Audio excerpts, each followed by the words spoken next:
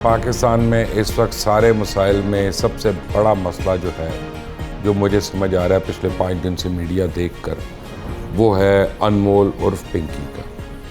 यानी उससे बड़ा कोई मसला ही नहीं है। ना पेट्रोल की कीमत है, ना बिजली की शॉर्टेज है, ना महंगाई है, ना बेरोज़गारी है, ना गुर्बत है, ना अफलास है, ना सेहत का निज़ाम है और ना तालीमी निज़ाम जो तबाह हो रहा है उसका है।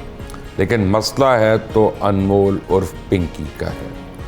और लोग चीज़ा लेने के चक्रों में है कि वहाँ पे भी किसका नाम आता है और किस किस का नाम आता है। खैर आ भी जाएगा तो क्या हो जाएगा। इस मुल्क में पहले क्या हुआ है कभी किसी के साथ? कोई पहली तो नहीं पकड़ी गई।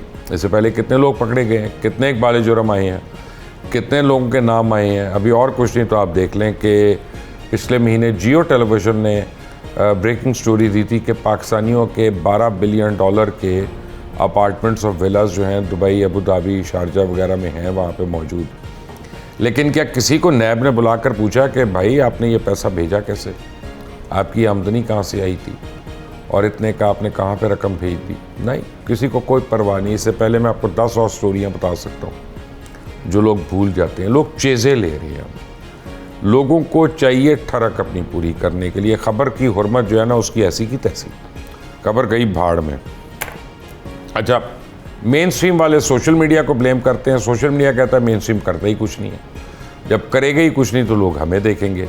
और अब सोशल मीडिया जो है वो कौमी धारे में आ चुका है, क्योंकि सोशल मीडिया पे जिन बातों की निशानदेही होती है वो एक्चुअली नेशनल टेलीविज़न पे होनी चाहिए। या और अगर नेशनल टेलीविज़न उसको नहीं कर रहा तो इसका मतलब है या उसकी नलायकी है या उसको काम नहीं आता, या उनकी प्रायोरिटीज़ बिल्कुल डिफरेंट है कि लोगों को हम किस तरह से अंधेरे में रखें। क्योंकि अब ये पिंकी का ही ले लें मसला, चले हर रोज़ अगर ख़बर में 3 मिनट के इसके ऊपर अपडेट आ जाए तो मुझे समझ में आती है। लेकिन जब पूरे के पूरे शोज़ उसके ऊपर हों, पूरे का पूरा ख़बरनामा उसके ऊपर हो, तो फिर मुझे समझ में नहीं आता कि पाकिस्तान के बाकी मसले कहाँ पे गए। अभी तो हम पिछला वो कहते हैं कफन ही मैला नहीं हुआ। वो जिन सारों को मेडल्स मिले, अभी तो पिछले साल के मेडल्स को रो रहे थे लोग, और इतना मजाक बना उसका, इतना मजाक बना सोशल मीडिया पे कि अब ये नए आ गए हैं। और नए वालों की लिस्ट, मैंने भी कुछ लोगों की लिस्ट देखी तो मैं तो उनको जानता ही नहीं हूँ, बहुत से लोगों को नहीं जानता। तो सही दिए होंगे पता नहीं। लेकिन मेरे साथ मौजूद हैं आज माजिद निज़ामी, जब्बार चौधरी और सलमान दुरानी, और तीनों बड़े पॉपुलर है सोशल मीडिया पर, तीनों बड़े एक्टिव है। माजिद निज़ामी साहब तो वक्तन फ़वक्तन ट्वीट्स भी करते रहते हैं और अपने ट्वीट्स के थ्रू ये लोगों को आईना भी दिखाते रहते हैं। और अब देखते हैं कि चौधरी साहब जो हैं वो ज़्यादा यहाँ पे पापड़ बेलते हैं कि सलमान दुरानी साहब, क्योंकि माजिद साहब तो मुझे लगता है तैयार होके आए हैं कि मैंने ऐसी तैसी कर देनी है आज इस शो में सबकी। आप सबका बहुत बहुत शुक्रिया। लेकिन माजिद साहब आपको मिला है तमगा इम्तियाज़? नहीं सर, मुझे नहीं मिला। क्यों? आपको इतनी लाइन लगी हुई है कि आप भी ले लेते यार। मेरा ख्याल है कि लाइन की वजह से ही नहीं लेना चाहिए। अच्छा, क्योंकि वो लाइन इतनी ज़्यादा हो चुकी है और जो उसके असूल व ज़वाबित हैं वो बिल्कुल मौजूद नहीं है। तो आप लोग काफ़ी एतराज़ कर रहे हैं। को आपके ख्याल में गलत भी मिले हैं लोगों को?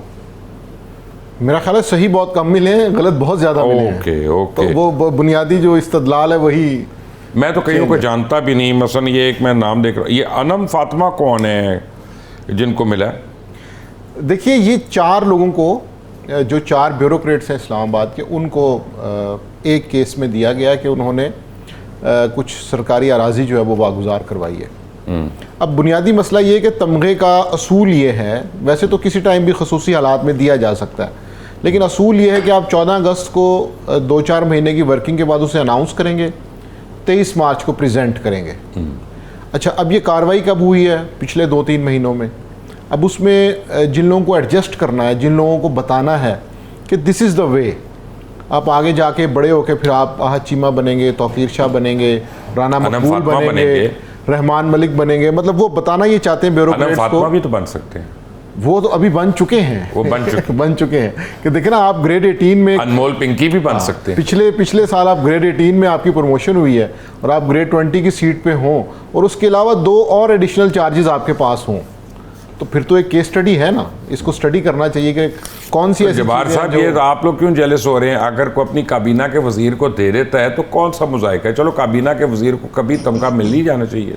मुझे किसी के भी मिलने के ऊपर जो मुबशर साहब कोई एतराज़ नहीं है, ये सच बोला इसके करें यार, मुझे प्रोसेस तो है को- कईयों पे एतराज़ नहीं है। है, मैं तो बता रहा हूँ मुझे एतराज़ नहीं है, लेकिन मुझे लगता है कि पहले जो थे वो बड़ा एक लंबे पापड़ लंबे प्रोफेशनल स्ट्रगल होती थी लोगों की, उसके बाद उनको रिकग्निशन मिलती थी।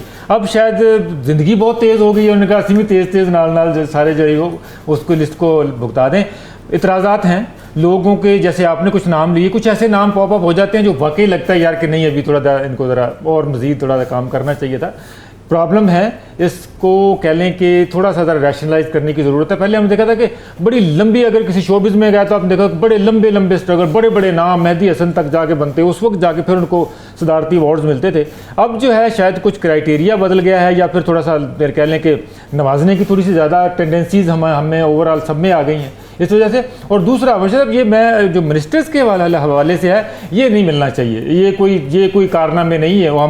उनको इस काम के लिए वोट मिलते हैं, इस काम के लिए उनको मिनिस्ट्रियाँ मिलती हैं, और ना ही ब्यूरोक्रेट्स को मिलने चाहिए। ये चीज़ें जो हैं ये पब्लिक सेक्टर में जो लोग, जिनकी जो प्राइवेट सेक्टर में जो लोग काम करते हैं, अपने अपने शोबे में, प्रोफेशन में बहुत ज़्यादा कोई एक्सीलेंस हासिल करते हैं, उनके लिए होना चाहिए।